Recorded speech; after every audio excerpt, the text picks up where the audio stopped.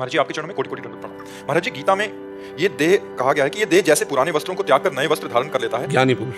पर पुराने वस्त्र त्याग कर नए वस्त्र धारण कर लेने पर दुख नहीं होता, अपितु खुशी होती है, जबकि पुराने शरीर को त्यागने पर दुख होता है तथा नए शरीर। हम इसीलिए बीच में बोल दिए थे, ज्ञानी पुरुष के लिए बात है, अज्ञानी की नहीं, क्योंकि अज्ञानी आसक्त चित्त होता है इसलिए उसे दुख होता है, और ज्ञानी वैरागी होता है स्थूल शरीर से भी, सूक्ष्म शरीर से भी और कारण शरीर से भी, तभी तो ब्रह्मबोध संपन्न महापुरुष कहा जाता है जी। कुछ जगह काम में जहाँ हम कार्यरत हैं वहाँ दोष दर्शन बड़ा जोर का होता है महाराज जी, नाम छूटता है उसकी वजह से। फिल्म में दोष दर्शन तो नहीं होता, बस ध्यान देखना है, जैसे फिल्म में मारा जा रहा है, कत्ल हो रहा है, तो हम मनोरंजन करते हैं कि ये एक फिल्म है, हमने पहले दिमाग में बैठा लिया है कि एक फिल्म है, एक झूठा नाटक है, हम केवल देखना वाह यार क्या खलनायक। जगत एक फिल्म है, इसमें खलनायक भी है, इसमें हीरो भी है, इसमें पॉजिटिव भी है, इसमें नकारात्मक भी है, तो हमको इसे फिल्मवत देखना। जगत नाटक वही भवा, वही परमात्मा एक जगत नाटक कर रहा है, कहीं खलनायक करो, किसको अच्छा कहें किसको बुरा कहें, वही जब है तो अच्छा बुरा क्या है नहीं।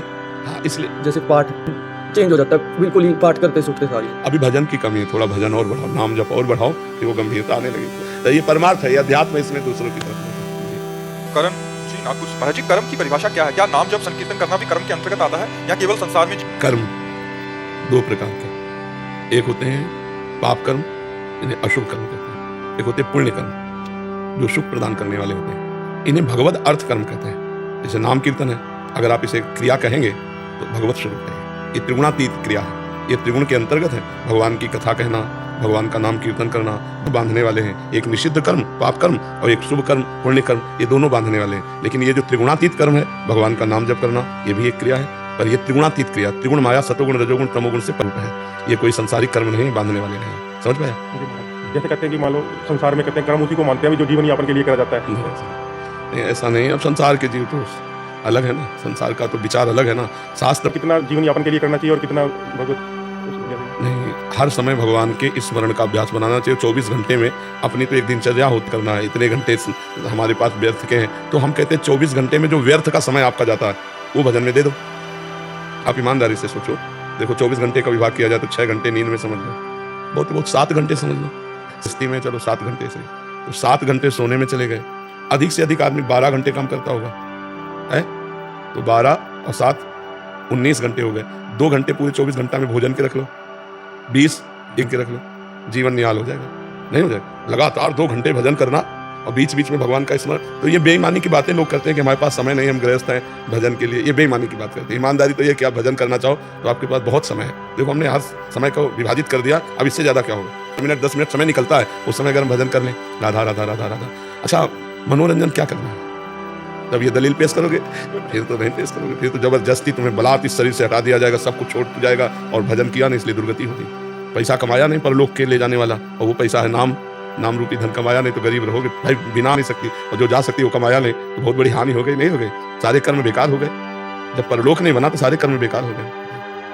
मनीष, कष्ट में जीवन होता है मरीजों का, उन सबको देखकर बहुत दुख होता है कि मैं उनकी कुछ भी मदद नहीं कर सकती। एक मदद कर सकती हूँ, उनके नजदीक बैठकर राधा राधा सुनो, उससे कल्याण हो जाएगा उनका, और आपका भी परम कल्याण हो। किसी एक जीव को भगवत प्राप्ति कराने से बढ़कर संसार में कोई पुण्य नहीं है। कृष्ण कृष्ण हरि हरि। अब वो मरेगा, जब मरेगा तो उसका कल्याण होगा, उसका कल्याण होगा तो उसके भागीदार आप हुए, तो आपको बड़ा पुण्य बन जाएगा। ये सबसे बड़ी सेवा कि जब कोई जीव मर रहा हो, चाहे मनुष्य हो चाहे पशु पक्षी हो, अगर उसके समीप हम भगवान नाम कीर्तन कर दें तो उसका मंगल हो जाएगा। अंतिम समय जो भगवान का नाम सुनता है उसका मंगल हो जाता है, उसका कल्याण हो जाता है।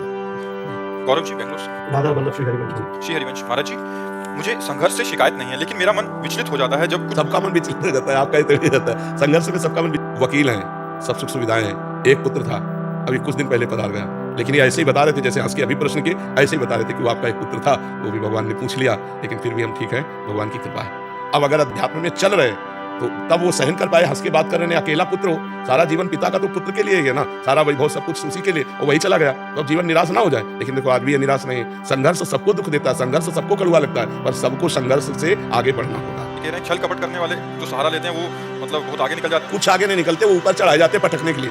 ऐसा मत मानो कि 4 आदमी पकड़ के किसी को 8वीं मंजिल पे ले जा रहे, तो बोले क्या यार, ना तो लिफ्ट में जा रहा है ना पैदल जा रहा है, 4 आदमी पकड़ उसको पटकले जा रहे हैं ऊपर। आध्यात्मिक अच्छा, जैसे ये है, तो जब इनका चिंतन हुआ तो मेरा हृदय शीतल। विषम परिस्थितियों में, संघर्ष में हम मुस्कुरा के निकल जाए से, तो ये तो सत्य है कि सबको जाना है, लेकिन ये भी सत्य है कि पिता अपने पुत्र के लिए सब कुछ लगा दिया, और जब वो पुत्र ना रहा तो पिता का जीवन क्या होगा। लेकिन ये लोग प्रसन्न है, यही अध्यात्म का बल है। जिंदगी है ही ऐसी जो प्रश्नवाचक चिन्ह खड़ा ही रखती है, चाहे जितना उत्तर दे दो प्रश्नवाचक चिन्ह खड़ा ही रहेगा इस जिंदगी में। कब खत्म होगा महाराज? प्रश्नवाचक। भगवान के आश्रित हो जाओगे, भगवान का अनुभव, भगवान का भरोसा, तो कोई प्रश्न नहीं रहेगा। फिर न सोचती न कांक्षती, कोई प्रश्न नहीं रह जाएगा। उसके जीवन में बाहरी प्रतिकूलता अनुकूलता आएंगी नहीं क्या? हम नहीं, बाहरी प्रतिकूलता अनुकूलता आती है पर प्रश्न नहीं होता, उसके अंदर प्रश्न नहीं होता, समाधान ही समाधान रहता, प्रश्न नहीं रहता। एक भागवती की स्थिति में होती चित्त का समाधान। जब चित्त का समाधान हो गया तो बाहरी का कोई प्रश्न नहीं रहता, हृदय में समाधान रहता है। और एक बात ये रहती है कि प्रभु जो हमें दे रहे हैं वो बहुत सोच समझ के दे रहे हैं, इसमें हमारा मंगल विधान। भक्त के जीवन में जो भी घटना घटेगी वो प्रभु के द्वारा ही होगी। अब उसका प्रारब्ध पीछे रहता है, भगवान आगे रहते हैं। इसलिए संघर्ष में जीवन तो सबका है, कोई ऐसा नहीं कह सकता कि मेरा जीवन संघर्ष में नहीं। हाँ, कुछ क्षण ऐसा हो सकता है कि अनुकूलता रहे, फिर दूसरे क्षण प्रतिकूलता आ जाती है। इसलिए नाम जप करो, भगवान का आश्रय रखो, तो संघर्ष से पार हो जाओगे। ये पुत्र है, माता पिता, जिससे हम प्यार कर बैठे, अधिक प्यार हो गया और वो जब जाता है तो हमारा जीना मुश्किल हो जाता है। तो जाना तो यहाँ से सबको है ही, लेकिन हम निर्विकार होकर भगवान का भजन करते हुए जाएं, ये अच्छा रहेगा। ना कि विकारी होकर शोकग्रस्त होकर जाए यहाँ से। तो भजन करो, नाम जप करो, भगवान के भरोसे में। अभी कहते कि जब सफलता प्राप्त नहीं होती, मतलब कर्म के उससे, तो क्या ऐसा सोच लेना चाहिए कि पूर्व प्रारब्ध में ऐसा लिखा, पूर्व प्रारब्ध में यही विधान है, इसलिए सफल नहीं हो। आगे मेहनत करनी चाहिए या नहीं करना चाहिए, क्योंकि प्रारब्ध हर बार थोड़ी फेल कर देगा। एक बार, दो बार, तीन बार, चौथी बार तो हम त्रासी कर जाएंगे, क्योंकि प्रारब्ध की भी एक सीमा है, वो कोई अविनाशी तो है नहीं। प्रारब्ध थोड़ी अविनाशी हो, तो विनाशी है। अगर हम नाम जप करेंगे और प्रयास करेंगे तो प्रारब्ध नष्ट हो जाएगा, हम आगे बढ़ जाएंगे। प्रारब्ध के भरोसे थोड़ी बैठे हैं, कोई पशु थोड़ी है, हम तो मानव है ना, मनुष्य है, भगवान के अंश है। हम प्रारब्ध को परास्त करेंगे तपस्या के द्वारा, भजन के द्वारा, साधना के द्वारा।